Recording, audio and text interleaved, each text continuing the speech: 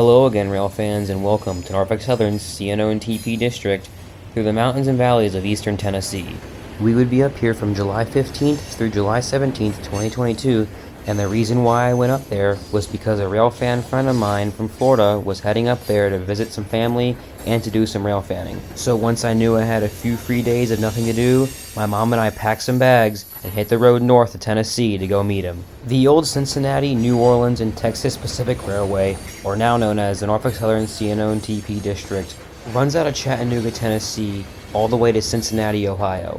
And this line gets over 30 trains a day, so we'd be seeing a lot of movement over these rails. And to start off our trip, our first train is shown right here, NS Northbound Manifest 170, out of DeVutt's Yard in Chattanooga, Tennessee to Conway, Pennsylvania.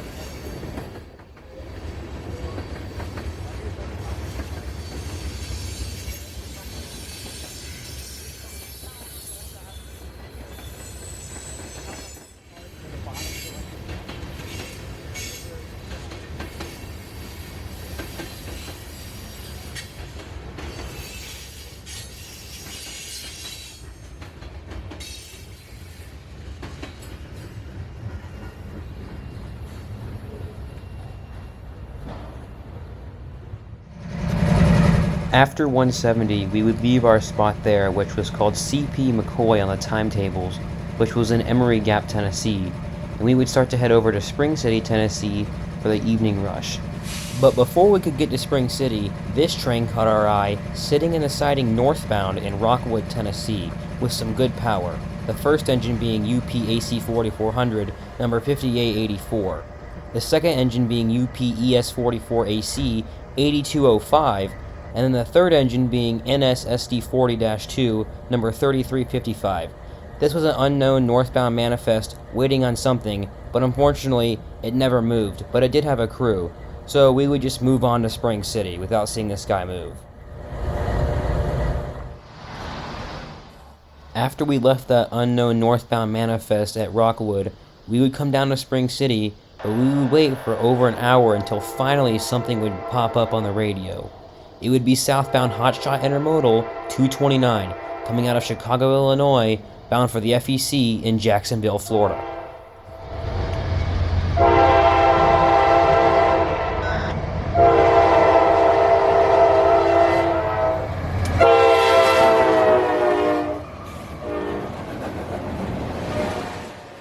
On this night, 229 had no thoughts of slowing down, and for first impressions on Spring City, I already knew this was going to be one of my favorite places on the trip because there was a lot of trains going through here, and almost all the trains are going through here at track speed. And on this night, we thought the rush was going to be a lot of trains, but it was pretty underwhelming, as NS southbound Autorack/Manifest 189 was having DPU problems at Waters, which is about 3 to 4 miles north of McCoy, which is where we caught 170. So we would only see 2 trains here on the first night at Spring City.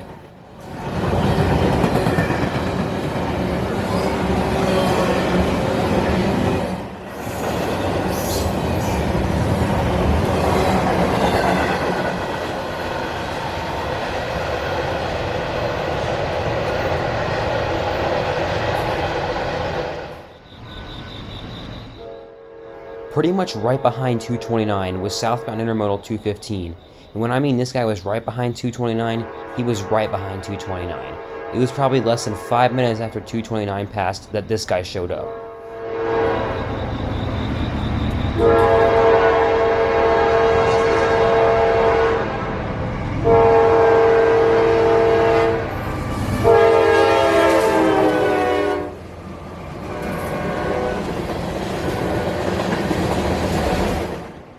.215 is a southbound daily intermodal that runs out of Chicago, Illinois for Atlanta, Georgia. Now, I know it's considered an intermodal, but you guys probably saw that it had that mixed freight block in the front. This seems to be a common trend with some of NS's intermodals, but I don't know why they do it.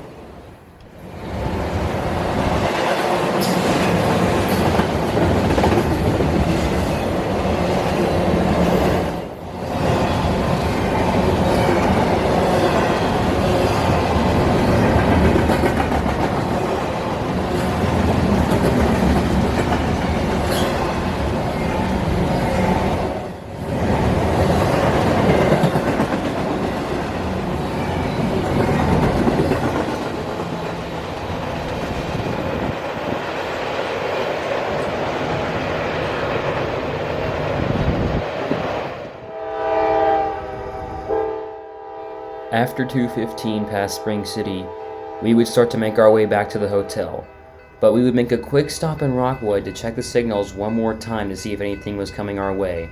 And sure enough, we checked the southbound signal at the north end of Rockwood siding, and it showed a diverging approach from the main into the siding. And at that same time, we heard a horn to our north and saw a headlight come around the corner. So we ran back to our car to grab our stuff, and we set up for this mystery southbound.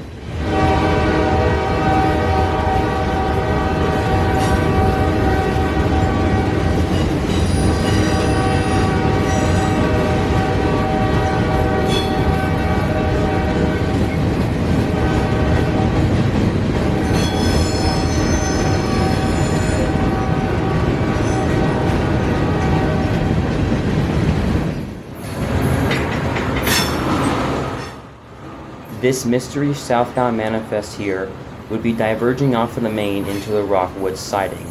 And even though we didn't get the train number on this guy, we heard what its future plans would be, as word from the dispatcher said they were putting this train into the siding to meet 2 northbounds, but the dispatcher didn't say where those 2 northbounds were. And after this train passed, we went to go check the northbound signals, and without any clearance for any northbounds, we just called it a night. But we would be back out bright and early the next morning.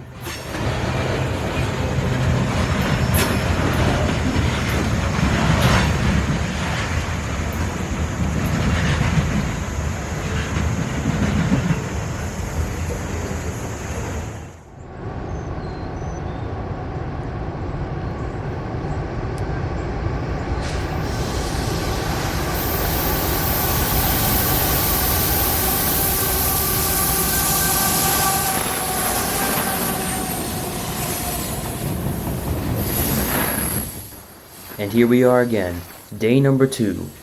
We would be getting out here pretty early to see just what these rails would greet us with. And our first train is shown here, northbound mixed freight 196, coming out of DeButt's Yard in Chattanooga, heading for Fort Wayne, Indiana. Starting out here at Harriman Junction, this would be one of the more interesting places along the trip for Dakota and I, and this would be the hangout for most of the morning. Harriman Junction is located about 2 miles north of Control Point McCoy, where we caught our first train, and about half a mile north of our position is the control point of Waters. It's considered a control point, but there are 2 storage tracks at Waters that are served with the Emory local or just for general car use. Off to the right here is the KNO district, which only gets 2 movements a day. Those 2 movements being southbound and northbound intermodals 23G and 22A.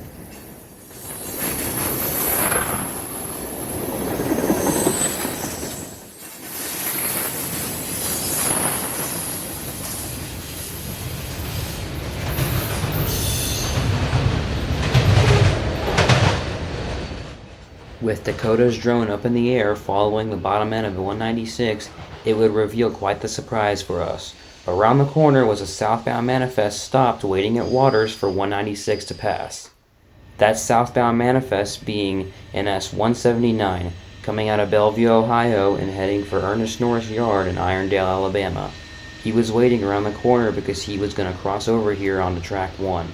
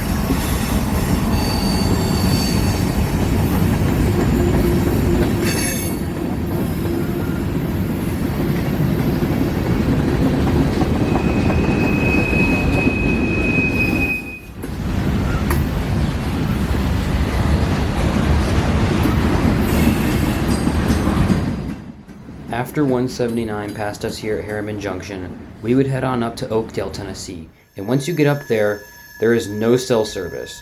So Dakota and I didn't have much to do other than wait on trains. And for the 2 hours that we were there, no trains would show up.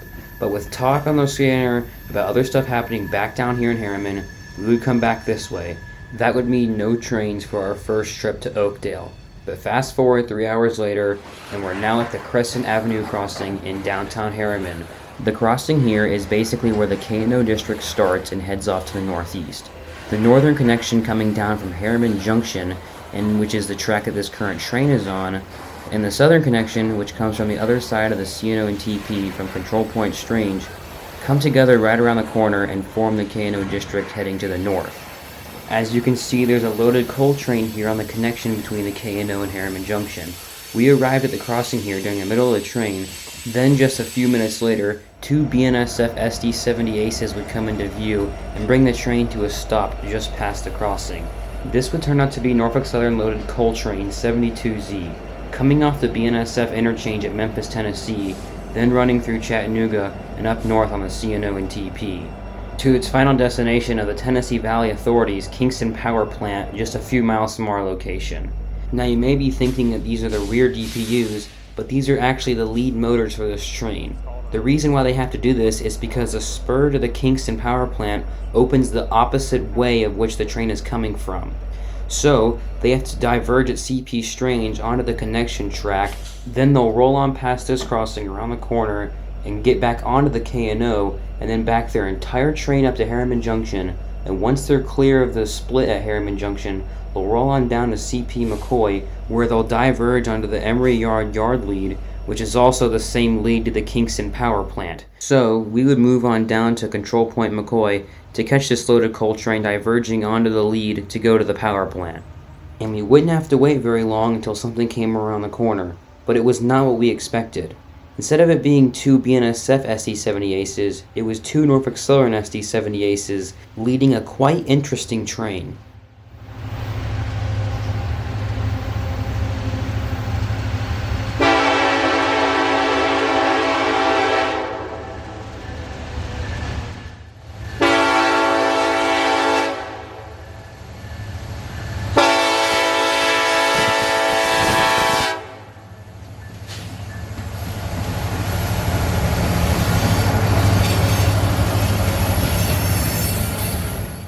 Showing up before 72Z would be NS60C, a pretty interesting train which I've seen one other time in Chattanooga, Tennessee, but I haven't seen it since.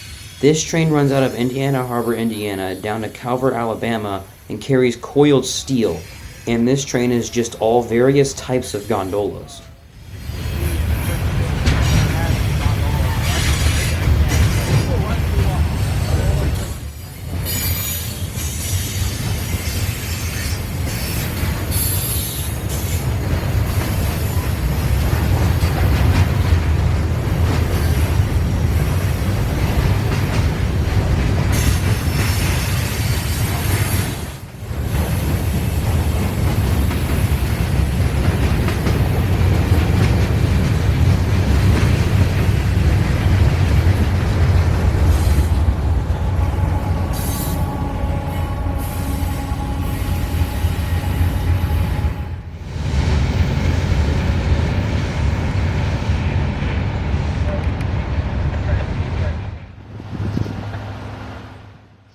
About 5 minutes after 60C passed, the locomotives that we were expecting slowly came around the corner.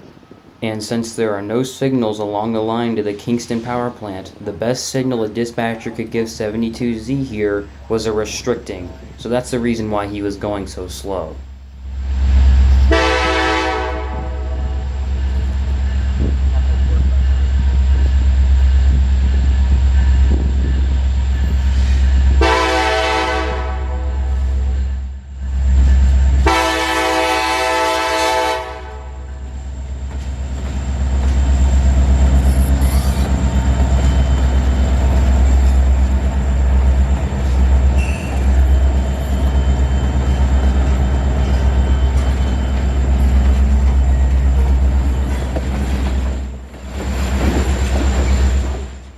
since 72Z was going so slow here, we would take that to our advantage and leapfrog him down to the US 27 overpass on the Kingston branch towards the power plant.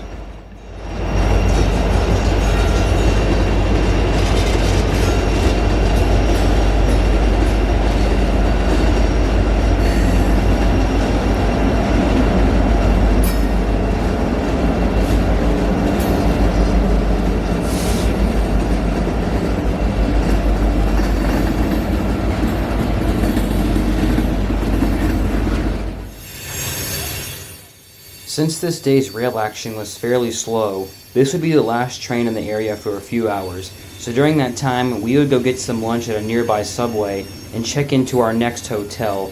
Our next hotel happened to be right across from US 27, which was right next to the CNO&TP main.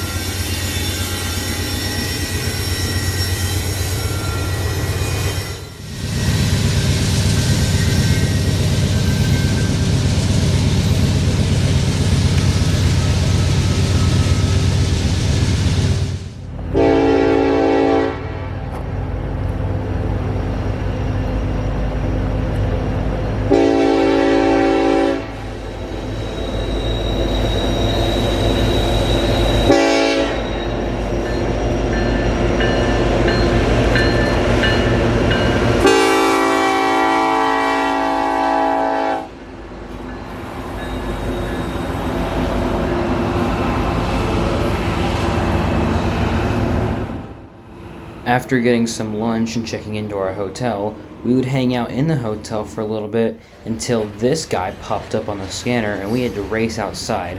Unfortunately, I didn't get out in time to film him at the hotel, but Dakota did, and if you want to see that area, you should go over to his video to watch it. But we heard that he was going to go into the siding at Rockwood, so we chased him up there and we just barely beat him.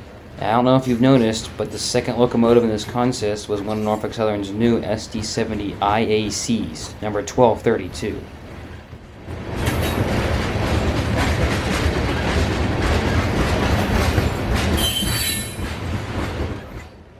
On this portion of the CNO&TP, Rockwood is one of the shortest sidings, and ironically, this is the siding that we've seen the most trains meet. And this comes to show as this southbound grain train just barely fit past the crossing here and came to a stop. And pretty much right as this train came to a stop, a headlight came around the corner from the south.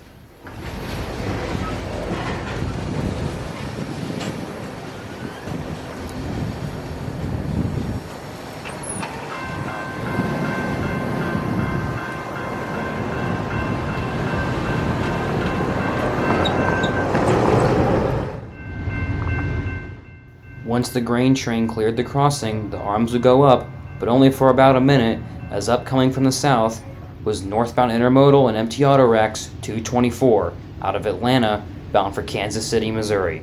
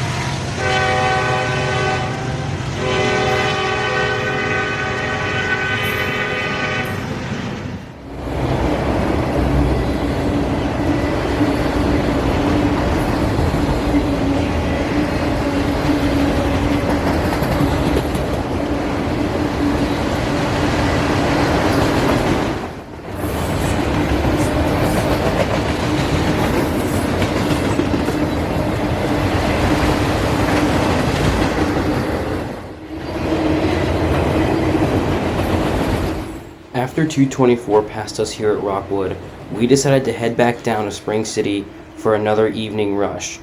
But about halfway between Rockwood and Spring City, driving along US 27, we heard NS northbound auto racks 188 call clear signal at the south end of Roddy siding, and since we were right in that area, we found the closest road we could turn onto and get down to the tracks as quickly as we could, and we just barely beat him, as shown here.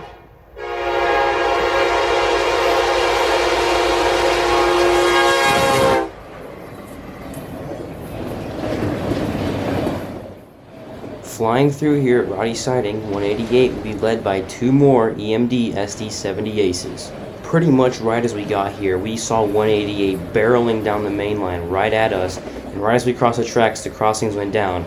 So we frantically grabbed our stuff out of the car and set up just in the nick of time, and I didn't even have time to extend my tripod leg, so I just had to put it on the ground and started filming.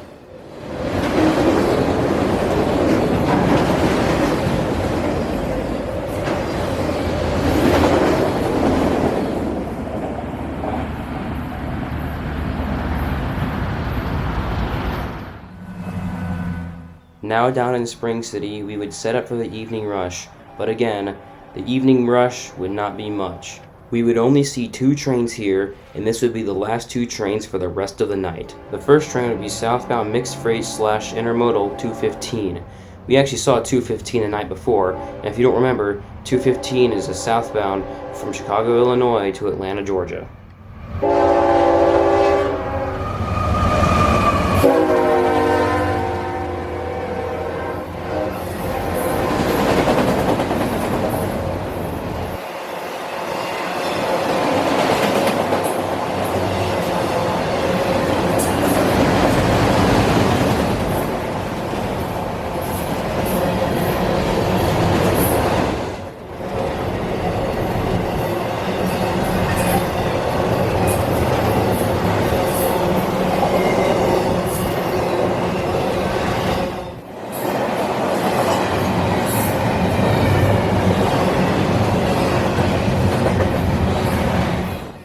Pretty much right on 215's tail would be hotshot piggyback and double stack 229.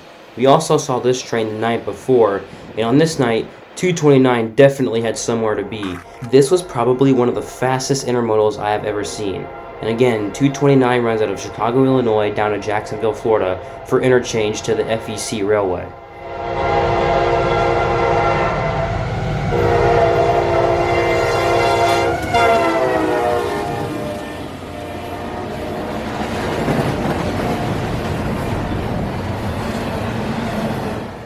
Even though I don't Railfan NS that often, 229 is a fairly common train for me to see when I am out Railfanning NS. If I ever go to Dalton and I'm there at night, I most likely will see this train, or if I'm down in Folkston and I head to Crawford, Florida, this train is one of the 3 or 4 trains that runs early in the morning.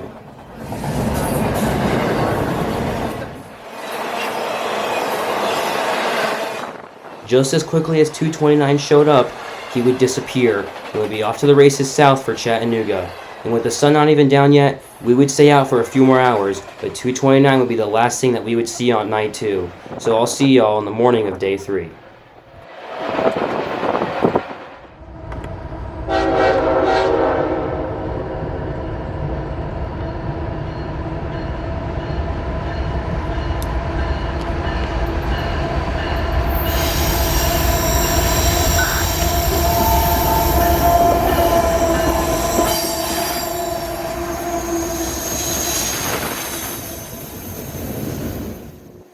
And we're back to the rails on day 3. We would be getting out here as early as we could, as today I would have to head back home to Georgia at around mid-afternoon. We would come to Harriman Junction first for our train of the morning, but this train was not our train of the morning. This guy kind of just showed up as we heard him call a clear signal on McCoy. With more foreign power headed north, our first train would be 168 out of the Butts Yard in Chattanooga, Tennessee, bound for Madison, Illinois. This video kind of annoyed me as the night prior I forgot to change my camera settings back to daytime settings, so my ISO was left at about 4000, and as you can probably notice, the brightness on my camera keeps changing because I was trying to fix the settings back to daytime settings.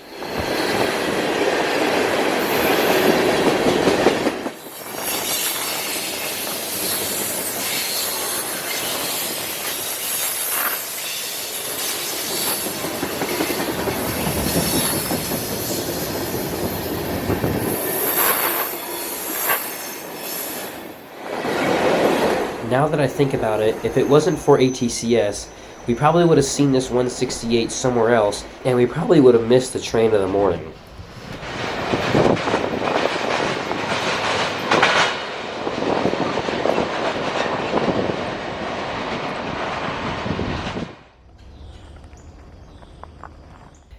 Now, after 168 passed, just about 2 or 3 minutes later, the signal at the northern connection from the KNO onto the CNO&TP came up with a diverging approach, and just a few minutes later, it showed a diverging clear, which told the crew they were diverging off of the KNO and onto the CNO&TP here, and once their whole train cleared the junction, they can proceed northbound at maximum authorized speed. And as I mentioned earlier in the video, there's only 2 trains that run the entirety of the KNO district every day, those 2 trains being 23G and 22A.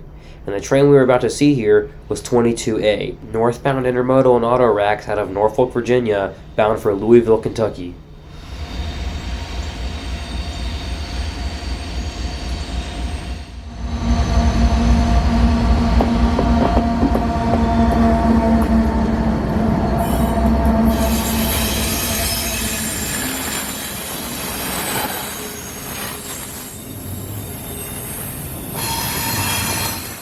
Now, the reason why I said if it weren't for ATCS we would have missed this train is because when we were leaving the hotel, Dakota pulled up ATCS on his phone and noticed that something was coming from Knoxville on the KNO up to the connection here at Harriman Junction, and we knew it wasn't a coal train because it was coming from Knoxville. So we raced over here to catch this guy. Ever since I came up here, I told Dakota that I wanted to see something coming off of this line that wasn't a coal train after he told me that only 2 trains run on this line daily. It was a cool sight to see though, because maybe one day, road trains traversing the entirety of the KNO could be a thing in the past.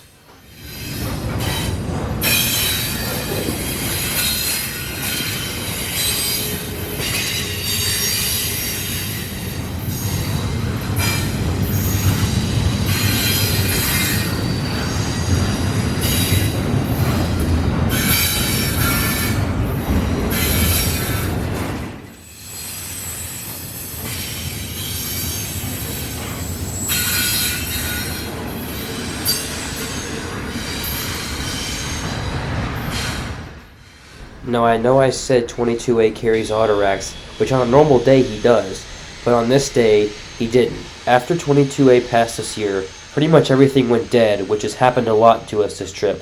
So during that time, we decided to make the trip back up to Oakdale, Tennessee, since the day prior, we decided to stay down by Spring City and Rockwood instead of heading back up to Oakdale, so we would have more time during this day. And we sat there for about 2 hours, until finally something showed up northbound, calling a diverging clear at Tunnel 25.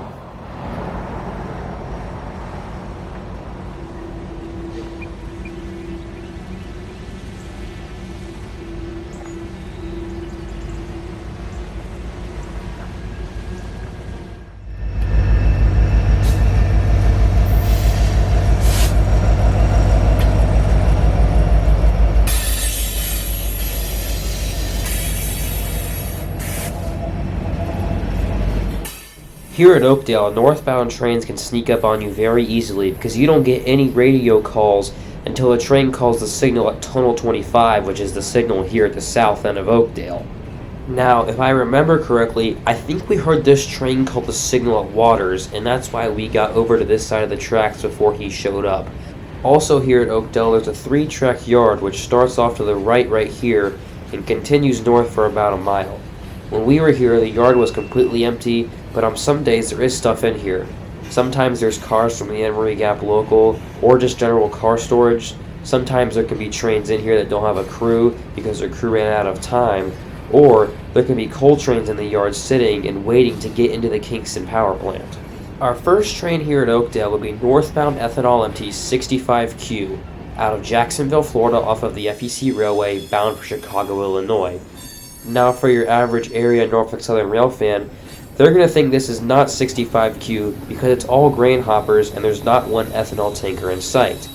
But then there's these guys, 2 AC44C6Ms, and then behind them is a long string of ethanol empties. What this is showing is that these 2 unit trains have similar routings and will end up in the same general area. Our northbound diverged on the track 2 here at Oakdale, and we'll see why it did that in just a minute.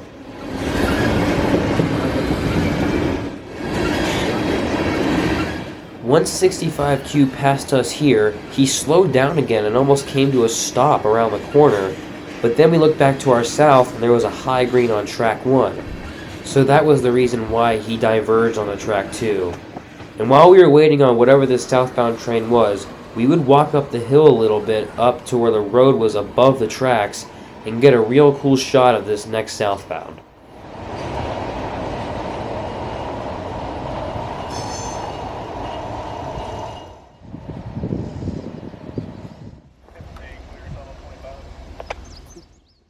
After setting up on the hill, it wouldn't be too long until our southbound would show up.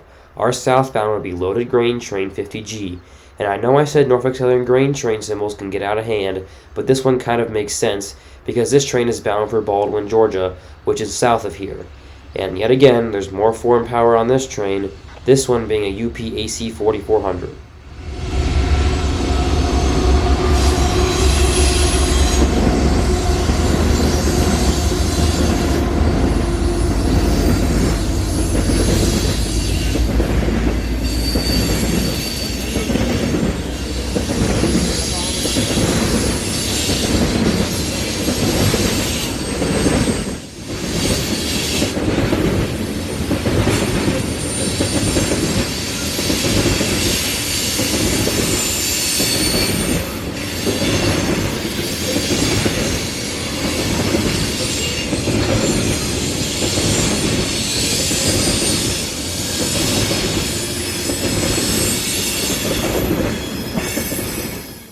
Well, all I can say is this was probably one of my coolest catches of the trip, and with the time winding down, it was about time for me to start making the trip back home. But one more train would light up our radios. Walking back down to the same place that we caught 65Q earlier, it would be about another 45 minutes until we would hear our northbound call clear signal at Tunnel 25. Our northbound in question would be northbound manifest 196.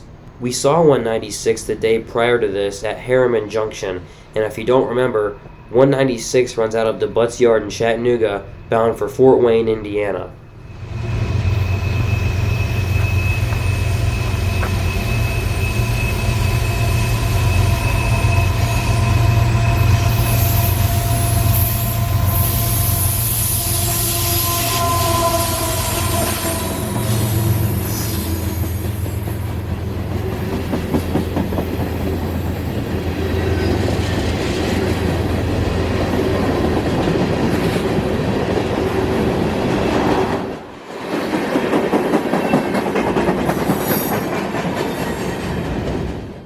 With the passing of 196 here at Oakdale, this is how my trip to Eastern Tennessee would come to an end.